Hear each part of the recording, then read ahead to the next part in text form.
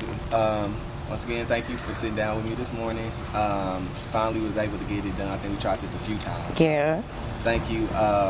So yeah, definitely I just want to know, for you to let everybody know who you are, an explanation in your own words of who you are, what you do, and then we just kind of get into the interview from there. Okay. Well, my name is Jessica K. Carter. I am a mompreneur and urban farmer here in St. Louis County.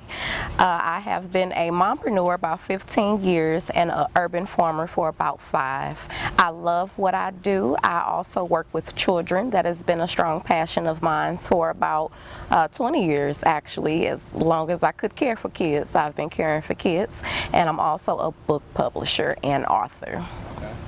Cool.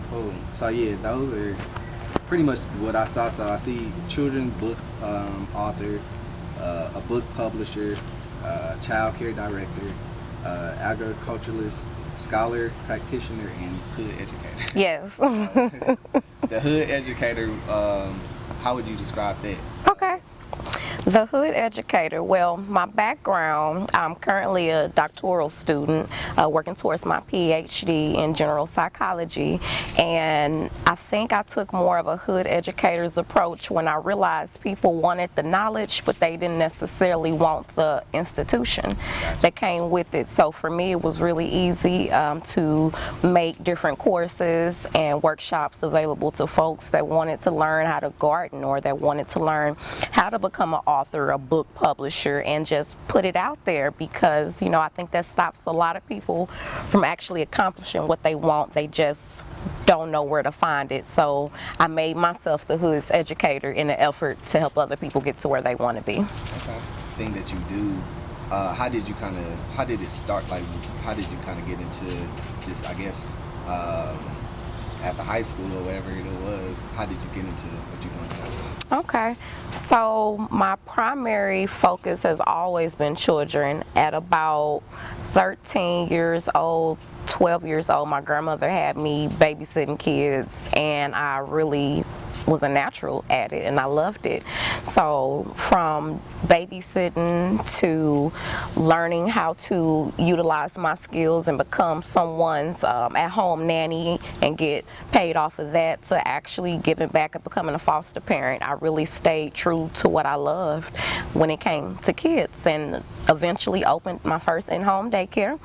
And after that, I opened another, and I'm currently working on a school for children whose parents want them in a in-home collective to grow in, rather than going to a public institution. So with that, I get to work with kids from 6 weeks up to 5 years old currently, and I really love that. I was exposed to gardening at a very young age. My grandmother, again, and my father had some input, and just went outdoors, and they did so much in our yard that once I actually bought my first property here that had a yard for real, I said I wanted to go full throttle into it. And with that, I currently grow about 30 different plants, flowers, and herbs that I'm able to use, my family's able to use, and my neighbors, even extending it to my front yard with a garden. As far as book publishing, when I was pregnant with my first daughter, I knew I wanted her to have a collection of books that I thought represented her, and not just history, but something more mystical and affirming to who she could be, and that birthed its own kid of mine, I guess you could say, with Tribe X Presents, which is a group of 5 magical black and brown kids that go on adventures and teach kids along the way. So I really just find sparks and I go with them. And I run with it, and as long as it feels good to my soul, then I'm okay with that.